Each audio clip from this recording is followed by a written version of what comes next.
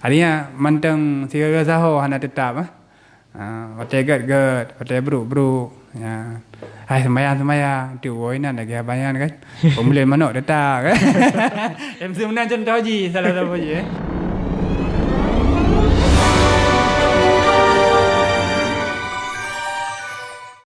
Kalau nafsul mutmainnah itu bagaimana tuh? Ya, nafsul mutmainnah adalah hasil yang agaknya rumput daripada mujahadah nafsu-nafsu yang sebelumnya. Karena kehidupan katanya di dunia ini adalah untuk melawan nafsu. Mana melawan nafsu mendidik dengan cara talawan. Karena nafsunya hanya terdidik dengan cara dapat sedot. Yang gue kan didik nafsu. Ladang orang yang pun buat lon didik nafsu. Man istirsal ko, nupu sedot ko, nupu doror ko.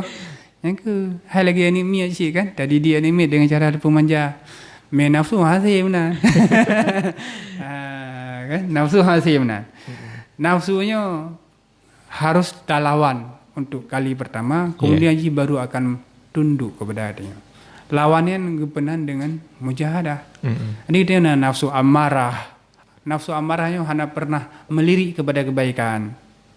Yang diperintah leji adalah keburukan memendung.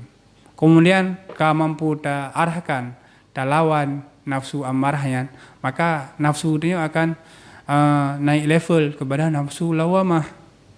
Jadi ketika nafsu lawamah karena agak sigaga. Tapi manteng berusit.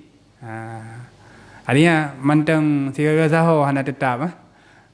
Pakai gad, pakai bro. Ya. Hai sembayang tu woinan lagi bayan kan. Pemulih manok tetap kan. Yang sebenarnya contoh je salah satu je. Cemu-cemu berakan ya ber kan. Alihnya terbut yang silap kau tak rabah kan. Jadi yang manteng lawama, artinya manteng pengaruh kebaikan kaum lainnya, tapi kejahatan pih mentang dilakukan. Nah, ketika kita yang mampu taklukkan, tak pusuit nafsu lawamah ya, mampu taklukkan, yang kita akan naik ji sehingga bak nafsu mutmainnah. Jadi nafsu mutmainnah yang tenang. Ji hana pernah terjadi khatir di dalam diri dia kepada keburukan. Hanai sah untuk buat bro li. Mayornya dia kan nempuh sah. Alah, yang pah mendih kan. Kadang selalu disah maksiat di dalam hati kita yang.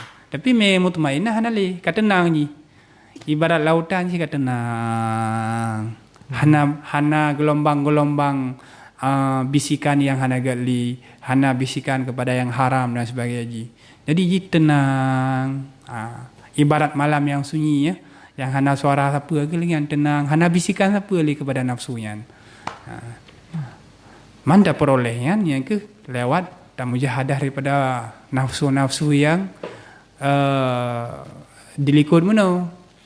Karena secara default, mana defaultnya itu pabrikan Artinya secara khalqiyah.